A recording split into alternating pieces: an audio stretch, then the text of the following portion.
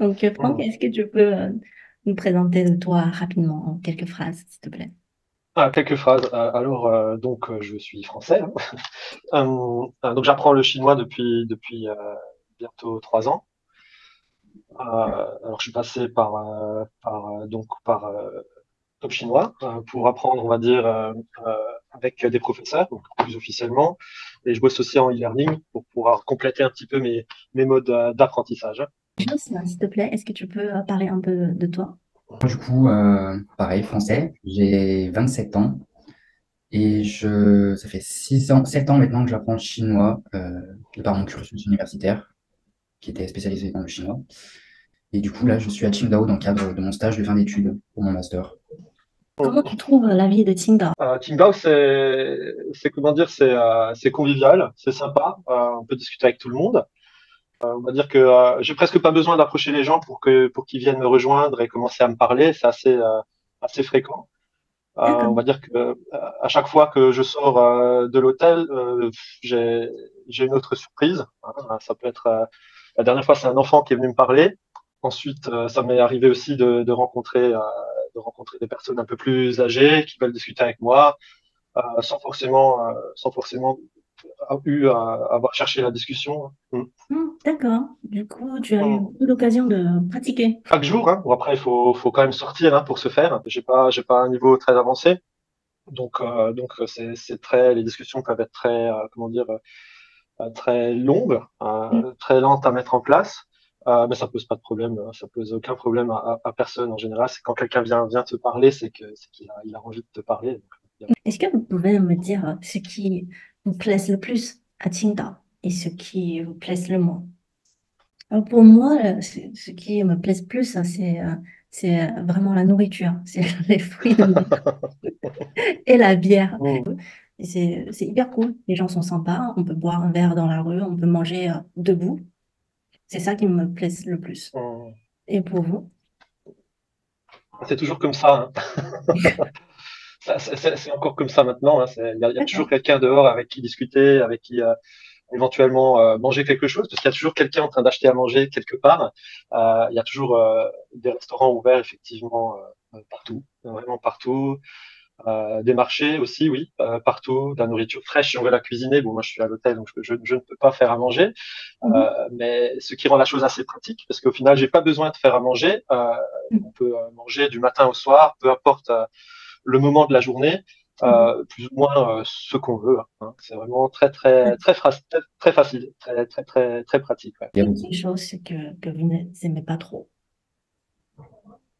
Mhm. alors moi, c'est les crachats. Ah oui, oui, j'y avais pas pensé. C'est assez Euh, C'est intéressant, toujours ouais. choquant pour les Français, oui. j'ai toujours du mal à m'y faire hein, jusqu'à maintenant. Mhm. Ouais, j'avoue, moi aussi. C'est vrai, j'avoue. Ouais, c'est vrai. Hum, Ouais. Pas très dérangeant en soi, c'est juste le bruit qui me. Ouais, ouais. C'est une très mauvaise habitude, mais ça va prendre du temps hein, pour changer. Je pense que après les jeunes générations, ça va beaucoup mieux. Franck, est-ce que tu peux nous dire un peu ta journée type? Qu'est-ce que tu fais le matin, l'après-midi et le soir? Très bien. Bon, alors je suis pas trop en mode touriste. Je suis vraiment venu ici pour étudier, hein. Je suis assez zen à ce niveau-là parce que je sais que je reviendrai plus tard, dans quelques mois ou maximum dans 2 ou 3 ans. Donc, si vraiment je dois faire du tourisme, je pourrais le faire à ce moment-là. Mhm. La routine, c'est les révisions le matin, ensuite aller en cours. Mhm. Après les cours, revenir à l'hôtel pour étudier ce qui a été appris dans la journée et éventuellement le mettre en pratique dans la rue. Voilà, c'est assez simple comme programme. Après, Très bien. la mise en pratique, ça va tout seul, hein, parce que finalement, aller dans certains lieux par curiosité, on rencontre vite effectivement quelqu'un avec qui discuter. Mhm. Ça n'empêche pas les loisirs non plus, donc on peut très bien étudier quelque part en profitant, on va dire, de son temps libre, hein, ce qui est Mhm. assez simple. Euh, et le temps passe très vite. On pourra peut-être discuter un peu de temps, peut-être après, peut-être que tu comptais y parler ou pas, en parler ou pas, parce que il y a différentes possibilités aussi de séjour via l'école. Donc c'est intéressant peut-être aussi, suivant les objectifs, de savoir Combien de temps on compte partir en voyage linguistique? Tu veux dire, ça dépend quelle durée on reste en Chine, c'est ça? Ah oui, je pense, bon, je dis ça par rapport à moi, euh, étant donné que je suis venu vraiment principalement pour apprendre ou pour aider mon apprentissage. Mm. Euh, je sens automatiquement que j'ai besoin de beaucoup de temps pour ce faire. Mm. Si on cherche vraiment un développement dans son apprentissage, personnellement, je pense que 2 semaines, c'est un peu court. Mm. Voilà. Ça n'empêche pas de découvrir énormément de choses. Maintenant, si on veut faire de l'apprentissage et du tourisme, il faut foncer hein, du matin au soir parce que le temps passe vraiment très vite.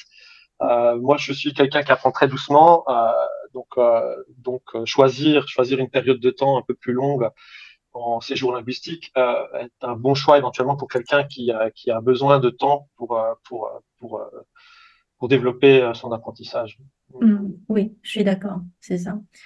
Après, chacun son rythme à prendre. Mais j'aime bien ta routine journée. Cours, révision, on commence par révision. Après, Hum, cours le matin. L'après-midi, c'est travail personnel. Et après, le soir, Parfait. pratiquer et en profitant hein, de la ville. Bien sûr, Très bien bien, sûr. ouais. Est-ce que tu as Hum. des lieux préférés à Qingdao ou dans ton quartier? Oui, bon, surtout le café, le coin café avant d'aller en cours le matin. Donc ça, c'est une routine, on va dire, Classique. essentielle. Après, je peux pas m'en passer. Mais c'est sympa parce que bon, après, suivant ses goûts, on peut trouver des petits endroits où on peut s'asseoir plus ou moins longtemps, même pour réviser, hein, par exemple aussi, hein, réviser du vocabulaire ou autre, faire ses devoirs, pourquoi pas, avec un bon café à côté. Et encore une fois, c'est une occasion de pouvoir entendre des gens parler ou parler un petit peu éventuellement avec les gens qui sont autour de nous. Donc, Mhm. il faut effectivement, c'est une très bonne question parce que je pense qu'il faut il faut se trouver des lieux comme ça, on va dire, où se poser Mhm. tranquillement de temps en temps, ou prendre le temps d'apprécier le moment présent. Hein. Très bien. Est-ce que tu as pu, du coup, faire des connaissances avec les gens locaux, Ah oui, faire des amis? ah oui, on rencontre des gens assez vite en fonction de son peut-être de son ouverture d'esprit, je sais pas. Les gens viennent aussi, bon maintenant peut-être pas pour Joss, à moins que tu les fuis peut-être. Mais les gens viennent quand même, je trouve que les gens viennent quand même beaucoup vers moi. Alors oui, je me suis fait quelques potes déjà, c'est super sympa, qui m'ont déjà invité à les rejoindre éventuellement plus tard dans des soirées. Bon, Mhm. le temps passe vite pour tout le monde, hein, donc on s'est pas fait de planning non plus pour l'instant. J'ai découvert pas mal de lieux culturels que certaines personnes m'ont conseillé aussi d'aller voir, que ce soit des musées, salles de concert, c'était très Mhm. sympa aussi, des bars ou tout simplement j'ai pu rencontrer euh, une personne assez âgée Mhm. qui est venue s'installer à côté de moi pendant que je mangeais le soir mon dîner. Et finalement, on a passé 3 heures à discuter ensemble le reste de la soirée et c'était sympa. Ça va Super, assez vite. Ouais, ouais. cool, Ouais, de ce cool. côté-là, je suis pas déçu du tout. Mhm. Tu arrives à discuter 3 heures avec les Chinois, en chinois. Ah, je te l'ai dit tout à l'heure, hein, c'est très lent. Ce cher monsieur était très patient, ce qui est très appréciable d'ailleurs, parce qu'on voyait très bien que ça lui faisait plaisir. Il s'ennuyait pas du tout. Puis on se débrouille Mhm. avec le vocabulaire qu'on a pour essayer de Mhm. communiquer. Hein. Ça, c'est super, oui. Mhm. C'est aussi pour la raison que je recommande les étudiants d'aller vraiment en Chine, enfin, sur place. Parce que quand on n'a pas cet environnement, c'est un peu difficile. Surtout euh, Mhm. quand nos étudiants, enfin, beaucoup sont français, on reste en France. C'est pas évident de trouver des Chinois dans la rue. On peut pas choper quelqu'un et dire, Tout à fait. allez, on pratique le chinois. Mhm. Mais quand on est en Chine, on est un peu obligé. Parce que même si on reste ben, Oui. rien faire, on marche dans la Mhm. rue, on mange, il peut y avoir des gens qui viennent vers nous. Et on est obligé voilà, de pratiquer, de parler. Tout à fait. Mhm. Donc Ouais. ça, c'est un point fort. Je pense que c'est le point fort de partir en voyage linguistique. C'est presque inévitable. Je pense qu'il le faut Mhm. parce que il y a quand même un gouffre entre la théorie et la réalité. Mhm. Mhm. Ok. Et est-ce qu'il y a des surprises pour toi, Franck, pendant ce séjour? Oh, à vrai dire, euh, je m'attendais à avoir quelque chose de différent en arrivant ici. Donc, ma plus grande surprise a été de voir qu'effectivement, vraiment tout, absolument tout est différent. Il y a vraiment T'étais pas pas prête grand pour ce euh, choc? euh, je m'y attendais un petit peu, mais c'est vrai que, comme je le disais parfois en appelant ma famille, je disais j'ai l'impression de tout réapprendre, de tout devoir réapprendre, Mhm. que ce Je comprends. soit les transports, les Mhm. modes de paiement, Mhm. euh, les différentes formalités aussi, hein, que ce soit pour les comptes en banque, les abonnements téléphoniques, et bon, et la façon de manger, bien sûr, effectivement, hein, qui est totalement différente euh, à nos Oui. pratiques à nous. Donc, bon, c'est une bonne surprise parce que c'est ce que je recherchais. Donc, il faut s'attendre effectivement en arrivant ici à devoir s'adapter un minimum à notre entourage. Mais pour toi, c'est quoi le plus difficile? Ah bah, c'est se faire comprendre, hein, tout simplement. De plus, je ne parle pas anglais, ce qui rend la chose encore plus compliquée. Mais comme tu le disais avant, et c'est vrai que c'est très bien dit, on est un peu forcé d'apprendre, entre guillemets. Maintenant, moi, je suis là pour ça, donc finalement, cette difficulté se transforme en quelque chose de bénéfique, Mm. parce que finalement, c'est ce que je voulais. Mm. Maintenant, j'ai déjà passé beaucoup de temps à essayer de faire comprendre certaines choses à certaines personnes ici, ce que je voulais, surtout justement quand il s'agissait par exemple, d'avoir un abonnement pour le métro, parce qu'au début, je m'en sortais pas bien avec les applications, que je suis allé chercher une carte. Alors, pour avoir cette carte, c'était une bataille pendant toute une après-midi. Mais finalement, j'ai appris beaucoup de choses, donc je suis très très content d'avoir cette difficulté, hein. Alors, j'espère que ça continue. C'est un peu bizarre de Il de dire ça, signes mais Donc, tu as une très bonne attitude face aux difficultés. C'est très bien, oui. on fait Et, comme on peut. et Jo, ça, pour toi, c'est quoi? Est-ce qu'il y a des surprises? C'est vrai qu'ici, comme Franck a pu le dire, que ce soit pour prendre les transports, abonnement téléphonique, Mhm. les magasins, on n'a pas beaucoup de repères, que ce soit au niveau des marques ou pour essayer Mhm. simplement de déchiffrer en fait ce qui est écrit, souvent aussi. Tu vois un magasin, mais tu n'arrives pas trop à savoir ce qu'ils vendent, Mhm. ou bien pour aller au restaurant. Au début, je Mhm. n'osais pas trop rentrer dans les restaurants parce que Je j'avais déjà comprends. essayé quelques fois. Puis, en fait, tu rentres et on va te demander ce que tu veux, mais enfin, le temps que tu déchiffres un petit peu ce qu'il y a à la carte, que tu arrives à lire, les caractères, tu sais ce que c'est, Je comprends. faut un petit peu du temps. Ouais. Ouais, d'accord. Oui. Et pour toi, c'est quoi le plus difficile, Jos, de étudier ou vivre à Qingdao? Dans la communication. Communication. D'accord. En fait, C'est-à-dire la 50. situation doit être un peu plus, encore plus compliquée que Franck, parce que Franck est là pour apprendre, pour étudier. Donc, on peut, on va dire, on a une sorte de tolérance pour les étudiants.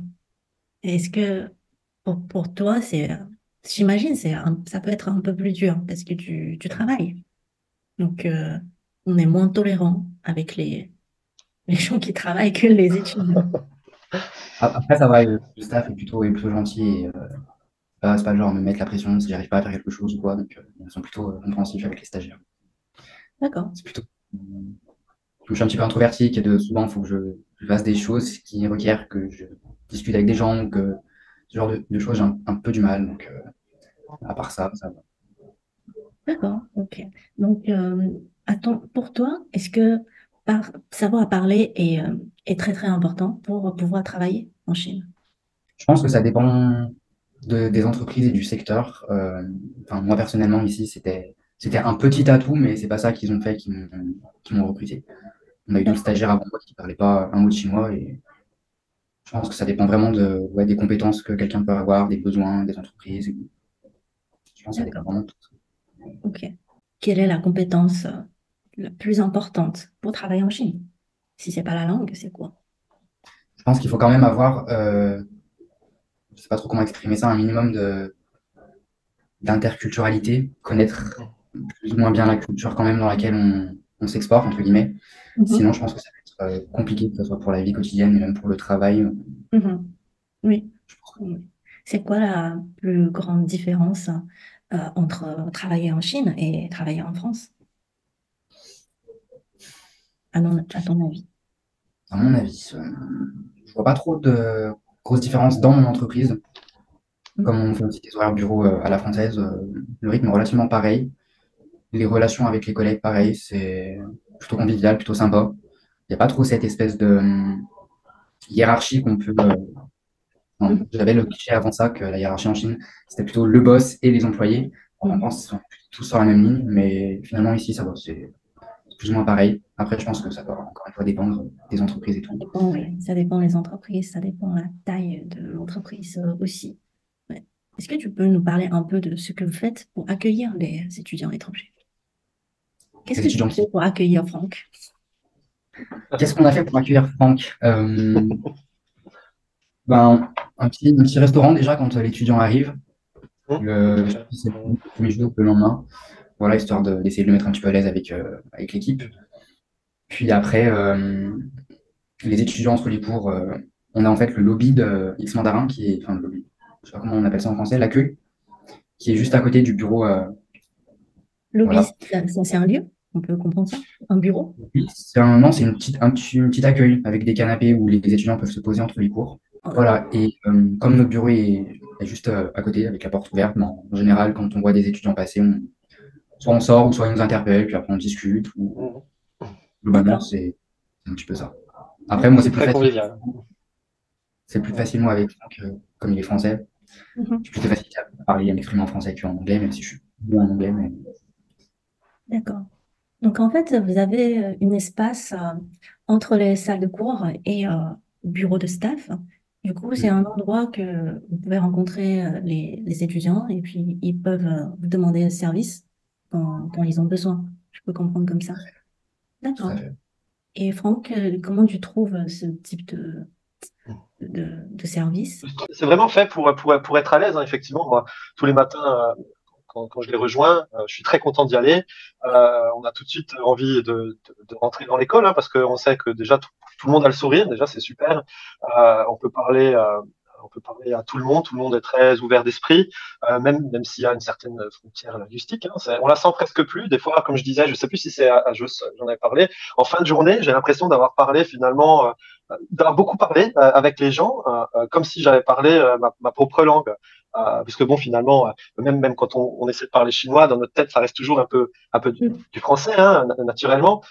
Donc au final, on sent qu'on a eu des dialogues, on sent que quelque chose se passe, qu'il y a de la discussion, de la communication, et puis effectivement, dès qu'il y a quelque chose à dire ou des informations à faire passer, c'est très fluide, très transparent. Euh, c'est super. Hein. J'ai déjà prolongé ma période de cours parce que c'est super sympa. Je serais peut-être encore amené à le prolonger, à voir. Après, c'est suivant sa propre évolution personnelle. Mm. Hein. Très bien. Hum. Donc, comme aujourd'hui, tu es vraiment sur place, tu es en Chine, donc peut-être tu peux nous donner quelques conseils. Qu'est-ce qu'on doit Hum. apprendre avant d'aller en Chine? Est-ce que Hum. tu as suivi nos cours en groupe? Tu as suivi nos cours en particulier? Si, si je te demande de repérer les contenus les plus importants pour vivre en Chine, Oui. c'est quoi? Alors, je trouve que les contenus sont absolument tous appropriés avant d'aller faire un voyage linguistique. Donc, prendre des cours effectivement chez Top Chinois, pour moi, c'est quelque chose qui est forcément inévitable, comme ça ou autrement, parce qu'on on a affaire à des professionnels qui connaissent, qui savent de quoi ils parlent et qui savent nous guider tout simplement, parce que j'avais pas trop de méthodologie d'apprentissage. Euh, et ça m'a fait, c'est très très pratique de pouvoir avoir des cours qui sont, comment dire, qui ont à viser de nous apprendre comment dire, à apprivoiser en fait notre voyage, hein, tout simplement. Euh, Maintenant, le plus important déjà, je pense, c'est déjà la base, la politesse. Je pense que c'est très important. Quand je suis arrivé ici, j'avais très très peur en fait de mal parler aux gens. parce que justement tout est très différent et j'osais même pas trop parler des fois. Je voulais demander quelque chose à quelqu'un, s'il vous plaît. Alors, on m'a appris à le dire, heureusement. Je me suis servi de ce qu'on m'a appris et tout s'est très bien passé, il n'y a pas de souci. Mais je pense que c'est déjà quelque chose de très important parce que avant de demander quelque chose, un conseil à quelqu'un ou même où on veut aller, une direction, ce qui est Mm. aussi très très important, hein, pouvoir demander son chemin, Mhm. savoir où aller, et puis éventuellement se servir de certains outils pour pouvoir aussi euh, se véhiculer, hein, pour aller d'un point A à un point B, tout simplement. C'est déjà le minimum. Après, tout vient au fur et à mesure. Hein. Faut pas avoir peur de ça. Je pense que C'est on peut c'est s'adapter très assez important facilement. de ne Hmm. pas avoir peur. Ouais. Souvent, Très très. c'est la peur qui nous bloque un peu. On Oui, a oui, des oui. étudiants qui ont un niveau plutôt avancé, mais qui n'osent pas vraiment parler avec les Chinois. Moi, c'est l'inverse. C'est vrai. Moi, j'ai pas un grand niveau, mais je fais que parler à tout le monde. J'arrive pas à parler. J'embête tout le monde avec ce que je dis, mais c'est pas grave. L'essentiel, c'est d'insister, c'est de continuer. Euh, à force, les gens, ils te disent, non, c'est pas comme ça qu'il faut dire, c'est comme ça qu'il faut dire. Au fur et à mesure, on change les choses, mais c'est vrai que si on met pas le pied en avant, si on fait pas l'effort de parler, on, on, je suis pas sûr qu'on puisse avancer correctement. Il faut le faire. Je pense que c'est une étape obligatoire de toute façon. Il faut y aller. Et puis ça va. Les gens ne mangent pas les gens. Il y a des villes, on va dire, plutôt ouvertes. Les gens sont plutôt sympas. Mais euh, des fois, on peut aussi rencontrer les gens qui sont plutôt forts et réservés. Et ça, c'est pas très cool pour les étudiants. Si les premiers interlocuteurs sont forts, après, on est plutôt envie de se protéger. Oui. Donc, je pense que tu as de la chance de rencontrer les gens sympas. J'ai interviewé notre élève de ex-Mandarin, Catherine. Donc, elle m'a donné un petit avis, je trouve très intéressant. Elle dit que les gens de Qingdao articulent mieux que les gens du Sud. Donc, ils n'ont pas d'accent. Donc, est-ce que Joss, tu es d'accord? Je suis plutôt d'accord, ouais. Et j'entends pas forcément d'accent. Après, moi, j'avais appris à la façon pékinoise avec le R. Et là, Mhm. vraiment, enfin, c'est des mots, juste le pinyin, quoi. Sans vraiment gros accent, comme j'ai pu entendre notamment à Taïwan, par exemple. Mhm. Ouais. Chinois. À Taïwan, ils ont quand même un accent assez remarquable. C'est un peu différent que le mandarin standard. Ouais. C'est assez compliqué parfois, ouais. Oui, je ne cache pas, à Shanghai, on a aussi un accent très fort. Et à Qingdao, dans cette région-là, il y a mon accent. Donc, c'est plutôt bien pour les étudiants d'apprendre, de comprendre facilement et puis de pratiquer avec les gens qui articulent bien, qui prononcent bien. Est-ce que tu as des conseils, si je te demande quelques petits conseils pour les étudiants qui préparent leur voyage en Chine? Est-ce Hmm. que tu- Éventuellement, préparer des outils appropriés avant de partir, surtout les applications. Je pense que c'est très très important. Les applications, par exemple, pour le métro, les applications de paiement, tout simplement, qui Mhm. sont majoritaires vraiment ici, parce que bon, personnellement, j'adore le liquide, mais j'ai vite remarqué qu'il fallait que j'insiste pas trop avec les billets. On m'a vite fait comprendre que ça les intéressait pas. Euh, donc, euh, donc, donc c'est bien déjà de se préparer, d'avoir quelques petites pochettes d'outils déjà à disposition avant. Je pense que c'est déjà pas mal. Ensuite, je reviendrai juste à dire ce qu'on disait avant. Si on veut savoir quelque chose, si on veut un renseignement, il faut pas hésiter à poser la question aux personnes qui sont là, hein, tout simplement aux gens. Euh, de toute façon, si on pose pas la question, on n'a pas de réponse. Reste possible. Ouais, je pense que c'est déjà le plus important. Après, le reste, ça vient tout seul. Après, c'est en fonction des personnalités, plus ou moins vite. Mhm. Très bien. Et Jos, comme tu accueilles pas mal d'étudiants étrangers, euh, selon toi, quelles sont les choses les plus importantes pour eux de préparer avant de venir? Alors, notamment, et une des choses les plus importantes, c'est de télécharger un, voire plusieurs VPN en amont. Parce Ouais. qu'une fois en Chine, on n'a plus accès à l'App Store, donc on pourra plus télécharger, à moins qu'on ait un ami après qui nous prête son compte VPN, ça va être compliqué. Euh, Ouais. Moi aussi, j'ai eu des petits, enfin, c'est pas vraiment des problèmes, mais par rapport à ma banque, en fait, je pouvais pas rajouter de l'argent sur, que ce soit WeChat ou Alipay. Et je peux toujours pas d'ailleurs, en fait. Ce que je suis obligé de faire, c'est de retirer des espèces et après d'aller les poser dans ma banque chinoise pour qu'ils soient sur mon compte chinois. Parce que ma banque ne fonctionne pas avec les deux. Et je suis au Crédit Agricole. Merci beaucoup pour cette petite interview. Ça m'a donné beaucoup d'avis, enfin, beaucoup d'avis réels et des bons conseils pour nos étudiants. Donc, Franck, très bonne continuation. Et Un grand puis, merci. Vraiment. j'ose peut-être à très bientôt à Lyon. Pas de souci.